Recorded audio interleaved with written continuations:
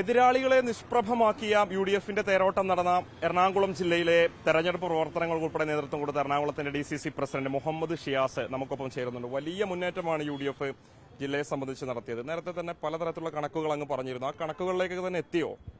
തീർച്ചയായിട്ടും ഞാൻ പറഞ്ഞ കണക്കുകളിലേക്കൊക്കെ തന്നെ എത്തി, അതിനപ്പുറത്തേക്ക് പോയി.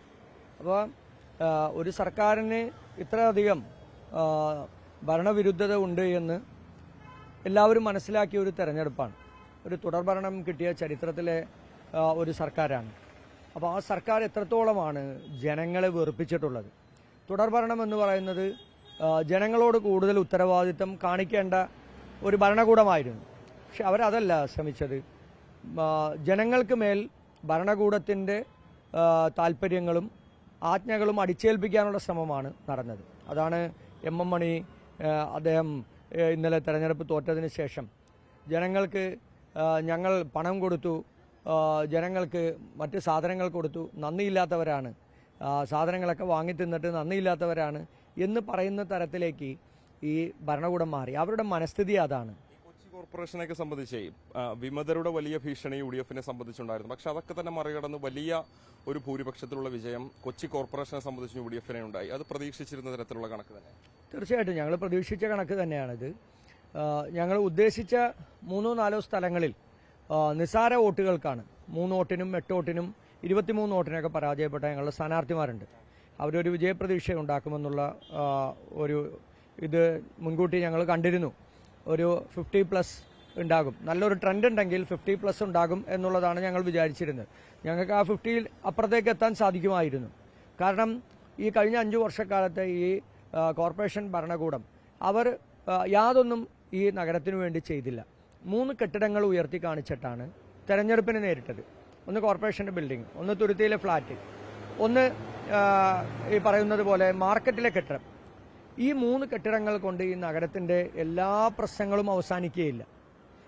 ഈ കല്ലും മണ്ണും കൊണ്ട് കെട്ടിപ്പൊക്കുന്നതല്ല വികസനം എന്ന് പറയുന്നത്.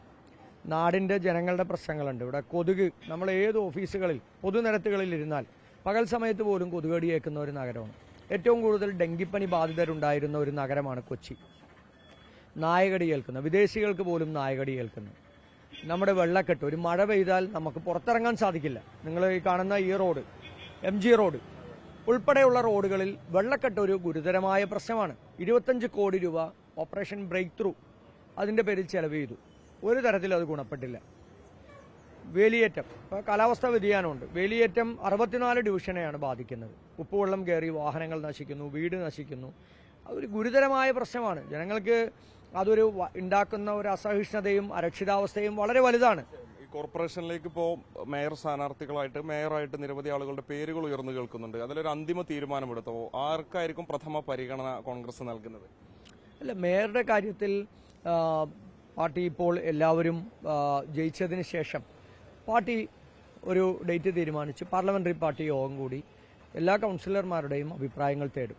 അതിനുശേഷം ജില്ലയിലെ മുതിർന്ന നേതാക്കന്മാർ, പാർട്ടിക്ക് അതിനൊരു സിസ്റ്റം ഉണ്ട്, മുതിർന്ന നേതാക്കന്മാർ എല്ലാവരുമായി കൂടി ആലോചിച്ച് ഒരാളെ മേയറാക്കും. അങ്ങനെ ഒരു സിസ്റ്റമാണ്. ആ മേയറാക്കുന്ന ആൾ ഈ നാടിന്റെ പൊതുവികസനത്തിനും ക്ഷേമപ്രവർത്തനത്തിനും നാടിനും പാർട്ടിക്കും വിധേയമായി പ്രവർത്തിക്കുന്ന ഒരാളായിരിക്കും മേയറാകുക. അങ്ങനെയുള്ള ഒരാളെ പാർട്ടി മേയറാക്കും. അത് കൊച്ചിക്ക് ഗുണം ചെയ്യണമെന്നുള്ളതാണ് ഞങ്ങൾ വിചാരിക്കുന്നത്. പരിഗണിക്കുന്ന ഘടകങ്ങൾ പരിചയ സമ്പന്നതയാണോ, അല്ലെങ്കിൽ സാമുദായിക പ്രാതിനിധ്യം, അത്തരം ഘടകങ്ങളൊക്കെ പരിഗണിക്കും? അല്ല, പരിചയ സമ്പന്നത തന്നെയാണ് അതിനകത്ത് പ്രമുഖമായും പരിഗണിക്കുക. അത് തന്നെയാണ് എല്ലാ സമുദായങ്ങളുടെയും ഈ പറയുന്നത് പോലെ ഞങ്ങളെല്ലാവരുമായി നല്ല ബന്ധത്തിലാണ്. അവരുടെ എല്ലാ ചെറുതും വലുതുമായ കാര്യങ്ങളിൽ ഞങ്ങളുടെ ജനപ്രതിനിധികളും പാർട്ടിയും എന്നുള്ള രീതിയിൽ ഞങ്ങളെല്ലാവരും ഇടപെടുന്നുണ്ട്. ഒരാൾക്കും ഒരു വിഷമവും ഇല്ലാത്ത രീതിയിൽ നമ്മളെല്ലാവരെയും പരിഗണിച്ച് തന്നെയാണ് നമ്മൾ മുന്നോട്ട് പോവുക. ജനങ്ങൾ ഈ പറയുന്നത് പോലെ കോൺഗ്രസിനും UDF-നുമാണ് വോട്ട് ചെയ്തത്. അപ്പോൾ ജനങ്ങളോടുള്ള പ്രതിബദ്ധതയാണ് ഞങ്ങൾക്ക് മുഖ്യം. അപ്പോൾ ആ പ്രതിബദ്ധതയ്ക്കനുസരിച്ച് നമുക്ക് ഈ നാടിൻ്റെ നമ്മൾ കാണുന്നത് പോലെ നമ്മുടെ ഒരു സോഷ്യൽ വിഭാഗങ്ങളുടെ എല്ലാവരുടെയും ആർക്കും ഒരു വെറുപ്പ് തോന്നാത്ത, മുഷിപ്പ് തോന്നാത്ത രീതിയിൽ എല്ലാവരെയും അംഗീകരിച്ചുകൊണ്ടുള്ള ഒരു രീതിയിലുള്ള ഒരു ഭരണ സംവിധാനവും അത്തരത്തിലുള്ള ഒരു പ്രവർത്തനവുമായിരിക്കും എക്കാലത്തും കോൺഗ്രസ് പാർട്ടി ചെയ്തിട്ടുള്ളത്. ഈ തൃപ്പൂണിത്തറ നഗരസഭയിൽ ഈ തദ്ദേശ സ്വയംഭരണ തെരഞ്ഞെടുപ്പിൽ BJP വലിയ മുന്നേറ്റം നടത്തിയിട്ടുണ്ട്. എന്താണ് അവിടെ കോൺഗ്രസിന് സംഭവിച്ചത്? പൊതുവെയുള്ള അവിടെയുള്ളൊരു സാഹചര്യം എങ്ങനെയാണ് വിലയിരുത്തുന്നത്? അല്ല, തൃപ്പൂണിത്തുറ നഗരസഭ എന്ന എക്കാലത്തും CPM-ന് വലിയ മേധാവിത്വമുള്ള ഒരു നഗരസഭയാണ്. ഇടക്കാലത്താണ് ഞങ്ങൾക്ക് ഒരു 5 വർഷം ഭരണം കിട്ടിയത്, 10 വർഷക്കാലം മുമ്പ്. അവരുടെ വോട്ടുകളാണ് ഇന്ന് BJP-ക്ക് ചോർന്നു പോയിട്ടുള്ളത്. CPM-ന്റെ വോട്ട് BJP-ക്ക് ചോർന്നു എന്നാണ് കോൺഗ്രസ് ആരോപിക്കുന്നത്. CPM-ന്റെ വോട്ടുകളാണ് BJP-ക്ക് ചോർന്നിട്ടുള്ളത്. കഴിഞ്ഞ തെരഞ്ഞെടുപ്പിനേക്കാൾ നിലമെച്ചപ്പെടുത്തി കോൺഗ്രസ് നിലമെച്ചപ്പെടുത്തിയിട്ടുണ്ട്. ഞങ്ങൾ പരാജയപ്പെട്ട സ്ഥലങ്ങളിലെല്ലാം വളരെ തുച്ഛമായ വോട്ടുകൾക്ക്, 10-ൽ താഴെ വോട്ടുകൾക്ക് തോറ്റ 4 സ്ഥലങ്ങളുണ്ട്. അപ്പോൾ അത്തരത്തിൽ ഒരു വലിയ മാറ്റം CPM-നകത്ത് BJP-യിലേക്കും RSS-ലേക്കും ഉള്ള ഒരു മാറ്റം ആ തൃപ്പൂണിത്തുറയിൽ തന്നെ ഉണ്ട്. എക്കാലത്തും തൊഴിലാളി വർഗ പ്രസ്ഥാനത്തിന് വലിയ മേൽക്കോയ്മയുണ്ടായിരുന്ന, തൊഴിലാളി വർഗ നേതാക്കന്മാരുണ്ടായിരുന്ന ഒരു പട്ടണമാണ് തൃപ്പൂണിത്തുറ. അപ്പോൾ അത്തരത്തിൽ പാർട്ടിക്ക് ഈ നേതാക്കന്മാരെ കൊണ്ട് അവർക്ക് പാർട്ടി അണികളെ കാര്യങ്ങൾ പറഞ്ഞ് ബോധ്യപ്പെടുത്താൻ അവർക്ക് സാധിക്കുന്നില്ല. ഇന്ന് പാർട്ടി നേരിടുന്ന ഏറ്റവും വലിയ അപജയമെന്ന് പറയുന്നത് അത്തരത്തിലാണ്. സ്വരാജ് എന്ന് പറയുന്ന CPM-ന്റെ ഏറ്റവും സമുന്നതനായ ഒരു ചെറുപ്പക്കാരൻ, MLA ആയിരുന്ന നേതാവായിട്ടുള്ള ഒരു നിയോജക മണ്ഡലമാണ് തൃപ്പൂണിത്തുറ. അദ്ദേഹത്തിന് കൂടി ഇതിനകത്ത് ഉത്തരവാദിത്തമുണ്ട്. തെരഞ്ഞെടുപ്പിനിടക്കാണ് CPM ജില്ലാ സെക്രട്ടറി തെരഞ്ഞെടുപ്പിൽ ജില്ലയിൽ വിവിധ സ്ഥലങ്ങളിൽ BJP-ക്ക് സ്ഥാനാർത്ഥിമാരില്ല എന്ന് പറഞ്ഞ് അദ്ദേഹം നിലവിളിക്കുകയുണ്ടായി. എന്താണ് ആ നിലവിളിയുടെ കാര്യമൊന്നും എനിക്കറിയില്ല. BJP-ക്ക് സ്ഥാനാർത്ഥിമാരില്ലാത്തത് കേരളത്തിലെ കോൺഗ്രസും UDF-ഉം RSS-ന്റെയും BJP-യുടെയും ദേശീയ രാഷ്ട്രീയത്തിലും വിവിധ സംസ്ഥാനങ്ങളിലെയും ഈ ന്യൂനപക്ഷങ്ങൾക്കും അതുപോലെ തന്നെ പിന്നോക്ക വിഭാഗക്കാർക്കും എതിരായിട്ടുള്ള അതിക്രമങ്ങൾ, അതുപോലെ ഭരണഘടനാ വിരുദ്ധമായിട്ടുള്ള നടപടികൾ, ഇതൊക്കെ ചെയ്യുന്നത് ഞങ്ങൾ കേരളം മുഴുവൻ ക്യാമ്പയിൻ ചെയ്യുകയാണ്. അതുകൊണ്ട് BJP-ക്ക് മത്സരിക്കാൻ പോലും ആരുമില്ലാത്തൊരു സാഹചര്യമുണ്ട്. അപ്പോൾ BJP-ക്ക് മത്സരിക്കാനുള്ള ആളുകളെ സൃഷ്ടിക്കുക, അവർക്ക് കൂടുതൽ വോട്ടർമാരെ സൃഷ്ടിക്കുക, ഇന്ന് ആ കൊട്ടേഷൻ ഏറ്റെടുത്തിരിക്കുന്നത് CPM-ആണ്. അപ്പോൾ അതിന് സ്വരാജും CPM ജില്ലാ സെക്രട്ടറിയൊക്കെ മറുപടി പറയേണ്ടതുണ്ട്. CPM കേന്ദ്രങ്ങളിലാണ് BJP-യുടെ ഈ വളർച്ച എന്ന് പറയുന്നത്. BJP എങ്ങനെയാണ് അവിടെ ഒറ്റക്കക്ഷിയാകുന്നത്? അപ്പോൾ തൃപ്പൂണിത്തുറയിൽ ഇപ്പോൾ BJP അധികാരത്തിൽ വരാതിരിക്കാൻ LDF-ഉമായിട്ടുള്ള ഒരു സഹകരണത്തിനൊക്കെ കോൺഗ്രസ് UDF തയ്യാറാകും. അല്ല, CPM-ന്റെ കഴിവുകേടിന് ആ കഴിവുകേട് മറക്കാൻ ഞങ്ങൾ എങ്ങനെയാ നിൽക്കുക? അതിനകത്ത് ആ നയപരമായ തീരുമാനം എടുക്കേണ്ടത് കേരളത്തിലെ കോൺഗ്രസ് പാർട്ടിയും UDF-ഉമാണ്. പക്ഷേ തൃപ്പൂണിത്തുറ പോലെയുള്ള ഒരു നഗരത്തിൽ CPM-ന്റെ കഴിവുകേടുകൾ, അവരുടെ പ്രവർത്തകരെ അവർക്ക് പിടിച്ചു നിർത്താൻ സാധിക്കുന്നില്ല. BJP-യിലേക്കുള്ള ഒഴുക്ക് നിയന്ത്രിക്കാൻ സാധിക്കുന്നില്ല. അവർ പറയുന്ന മതനിരപേക്ഷത CPM പ്രവർത്തകർക്ക് പോലും ഉൾക്കൊള്ളാൻ സാധിക്കുന്നില്ല.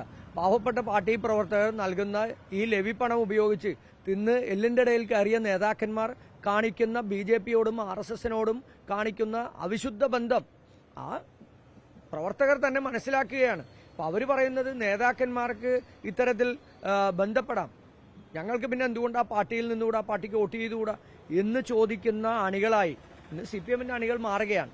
അവർ ഒരു കാരണവശാലും ഈ അന്ധമായ കോൺഗ്രസ് വിരോധം പഠിപ്പിക്കുന്ന CPM-ന്റെ പാർട്ടി ക്ലാസുകളിൽ പഠിച്ച് അത്തരത്തിൽ വന്ന ആളുകൾക്ക് കോൺഗ്രസിനോട്, കോൺഗ്രസ് ഉയർത്തുന്ന ജനാധിപത്യ മതനിരപേക്ഷതയോട് അവർക്ക് പൊരുത്തപ്പെടാൻ സാധിക്കുന്നില്ല. അവർക്ക് സംഘപരിവാറിന്റെ RSS-ന്റെ ആശയത്തോട് പൊരുത്തപ്പെടാൻ സാധിക്കുന്നുവെങ്കിൽ അത്തരമൊരു സഹകരണം നമ്മൾ പ്രതീക്ഷിക്കുന്നില്ല. ഇല്ല, അത് തീരുമാനിക്കേണ്ടത് കേരളത്തിലെ KPCC-യും UDF-ഉമാണ്.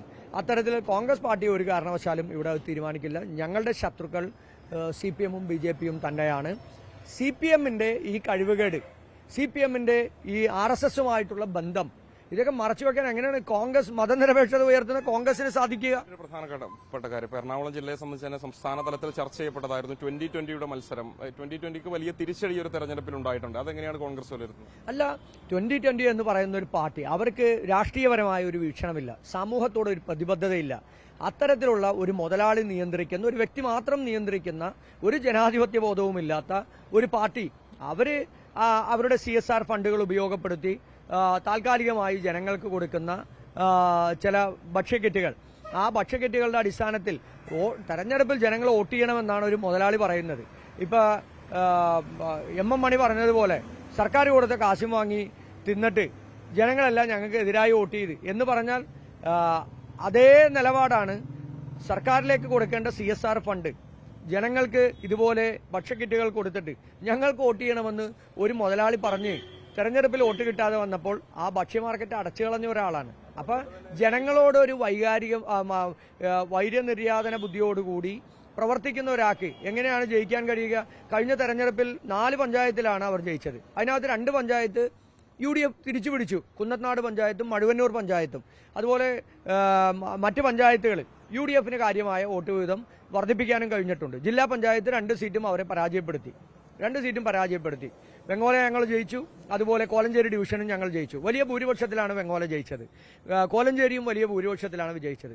ബ്ലോക്ക് പഞ്ചായത്തുകൾ കഴിഞ്ഞ തവണ 7 എണ്ണം ഉണ്ടായിരുന്ന 2020 ആകെ 2 എണ്ണത്തിൽ ഇന്ന് നിൽക്കേണ്ടി വന്നു. അപ്പോൾ അങ്ങനെ അവർ ദുർബലപ്പെട്ട് പെട്ടെന്നുണ്ടാകുന്ന ഒരു തരംഗത്തിൽ ഉയർന്നു വരുന്ന ഒരു സംവിധാനം മാത്രമാണ്. അവർക്കൊന്നും നിലനിൽക്കാൻ സാധിക്കില്ല. കാരണം ജനങ്ങളോട് പ്രതിബദ്ധതയുള്ള, ജനങ്ങൾക്ക് വേണ്ടി പ്രവർത്തിക്കുന്ന, ജനങ്ങളോട് കമ്മിറ്റഡ് ആയിട്ടുള്ള ഒരു സംവിധാനമല്ല 2020. അവരെ സംബന്ധിച്ചിടത്തോളം അവരുടെ നിലപാടെന്ന് പറയുന്നത് മുതലാളിയുടെ നിലപാടാണ്. മുതലാളി പറയുന്ന കാര്യങ്ങളും മുതലാളി ആജ്ഞ ചെയ്യുന്ന കാര്യങ്ങളും അത് അനുസരിച്ച് പ്രവർത്തിച്ചില്ലെങ്കിൽ അവരെല്ലാം പുറത്തു പോകുന്ന എത്ര പേര് പുറത്തു വന്നു. 10 കൊല്ലം മുമ്പ് ഈ പാർട്ടി രൂപീകരിക്കുമ്പോൾ ഉണ്ടായിരുന്ന ആരാണെന്ന് സാബുവിനോടൊപ്പം ഉള്ളത്? ഒരാൾ പോലുമില്ല. എല്ലാം പുതിയ ആളുകളാണ്. തീർച്ചയായിട്ടും അതിന്റെ തകർച്ചയുടെ വക്കിലാണ്. ആ തകർച്ച ഇനി വരുന്ന നാളുകളിൽ അതിന് ആഴം കൂടും. ജനാധിപത്യ സംവിധാനത്തിൽ ഈ പറയുന്ന ജനാധിപത്യ രീതിയിൽ പ്രവർത്തിക്കേണ്ട ആളുകൾക്ക് ജനങ്ങളോടാണ് കമ്മിറ്റ്മെന്റ്. അത് മുതലാളിയോടല്ല കമ്മിറ്റ്മെന്റ്, മുതലാളിയുടെ കോർപ്പറേറ്റ് കമ്പനിയോടല്ല കമ്മിറ്റ്മെന്റ്. അത് ജനങ്ങൾ മനസ്സിലാക്കിയിട്ടുണ്ട്. വരും തെരഞ്ഞെടുപ്പിൽ അത് പരിപൂർണമായി തകരും എന്ന് തന്നെയാണ് ഞാൻ വിശ്വസിക്കുന്നത്. കോർപ്പറേഷനിലേക്ക് വീണ്ടും എന്ന സാഹചര്യത്തിൽ ഘടകകക്ഷി എന്ന നിലയിൽ മുസ്ലിം ലീഗിന് ഡെപ്യൂട്ടി മേയർ സ്ഥാനമൊക്കെ തന്നെ ആവശ്യപ്പെട്ട പരിഗണിക്കും കൊടുക്കും. അല്ല, അങ്ങനെ തെരഞ്ഞെടുപ്പ് കഴിഞ്ഞ് റിസൾട്ട് വന്ന് ഞങ്ങൾ കോൺഗ്രസ് പാർട്ടി യോഗം പോലും ചേർന്നിട്ടില്ല. മുസ്ലിം ലീഗോ അത്തരത്തിലുള്ള യോഗങ്ങൾ ചേർന്നിട്ടില്ല. അത്തരത്തിൽ പാർട്ടി യോഗങ്ങൾ ചേർന്ന് അവരുടെ പാർട്ടി എന്താണ് മുന്നണിക്കകത്ത് പറയേണ്ടതെന്ന് അവർ തീരുമാനിക്കാത്ത ഒരു വിഷയത്തെക്കുറിച്ച് ഞാൻ എങ്ങനെ അഭിപ്രായം പറയുക? അല്ല, ഞാൻ അങ്ങനെ ഒരു ആവശ്യം വന്നിട്ടില്ലല്ലോ. അത് വരുമ്പോൾ പ്രതികരിക്കാം. എന്തായാലും UDFന്റെ മികച്ച രീതിയിലുള്ള അടിത്തട്ടിൽ ഉൾപ്പെടെയുള്ള പ്രവർത്തനം തന്നെയാണ് ഇത്തവണ തെരഞ്ഞെടുപ്പിൽ ഗുണം ചെയ്തത്. LDFന്റെ പലതരത്തിലുള്ള വാഗ്ദാനങ്ങളിൽ വഞ്ചിതരായ ജനങ്ങളാണ് UDFന് അനുകൂലമായി വോട്ട് ചെയ്തത്. അതോടൊപ്പം തന്നെ കിഴക്കമ്പലത്ത് ഉൾപ്പെടെ 2020-ക്കുണ്ടായ വലിയ തിരിച്ചടി അത് വരും തെരഞ്ഞെടുപ്പുകളിലും തുടരുമെന്നുള്ളതാണ് മുഹമ്മദ് ഷിയാസ് നമ്മളോട് വ്യക്തമാക്കുന്നത്. വീഡിയോ ജേർണലിസ്റ്റ് ജിതിൻ മാങ്ങാനത്തിനൊപ്പം reporter Mubashar P Akbar, in reporter Kochi.